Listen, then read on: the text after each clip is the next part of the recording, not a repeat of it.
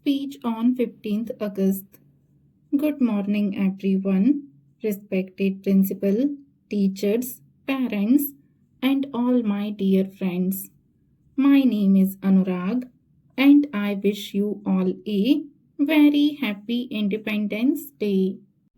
Independence Day is our national festival, and this year we are celebrating 80th Independence Day of our country.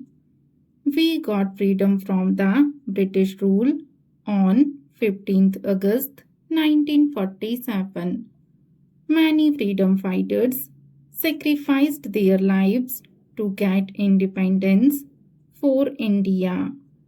Due to the brave warriors, we are living a happy and peaceful life.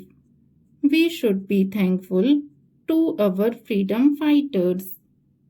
So, on this occasion, let us all pledge to do our best and make our country the best country in the world. I love my India and proud to be an Indian. Jai Hind, Jai Bharat.